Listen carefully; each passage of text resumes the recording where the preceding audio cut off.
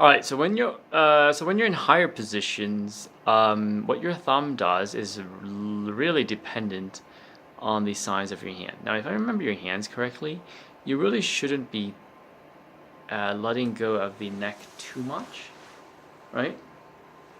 So, I mean, I think my hands are probably smaller than yours, and I don't have to, right? Unless you're like maybe all the way up here, okay? But like even up to here, there's no need to completely let go of the neck.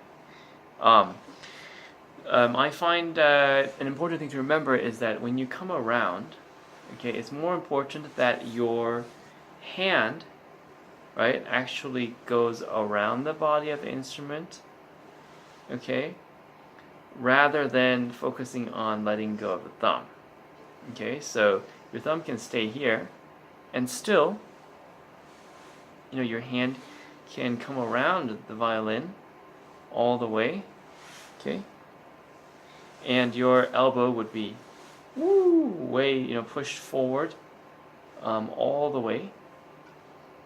But there's still no need to let go of the neck of the violin. I would not let go as much as possible because the neck, okay, provides, or having contact with the neck provides a level of stability. If you let go of the neck, what happens is that it's actually kind of physically, shape-wise, kind of awkward here, right? If you want to go back to position, you got to kind of go around all these obstacles again. Whereas if your thumb is still on the neck, basically, you haven't left it, then you are still shifting back is easy. Right? You don't have to go around, and not going around when you're shifting back, and then always having contact, some bit of stability when you're going up is quite important because that actually determines the shape of your hand, like the position and structure of your hand. Okay, if you're able to keep it there more, it's your hand is simply gliding up and down like this. But if you let go, see how the shape of my hand changes? So it's not this, so you can't, so it's harder if you let go to have a consistent hand shape that just gets smaller and smaller as you get higher and higher up the fingerboard, right?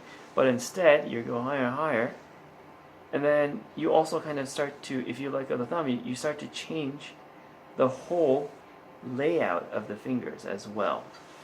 And so this is not good. Obviously, the ultimate goal is to be efficient and effective and minimize any unnecessary movement, particularly that the kind of movement that will affect the structural integrity of the hand itself. So I hope that makes sense in terms of like what you should do with your thumb as you shift higher up positions. If you have a very small hand, it's just inevitable. You just have to come around.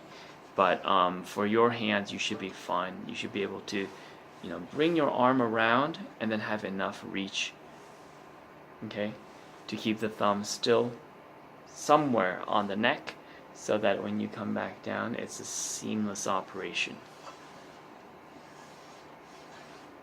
Okay. Okay, cool.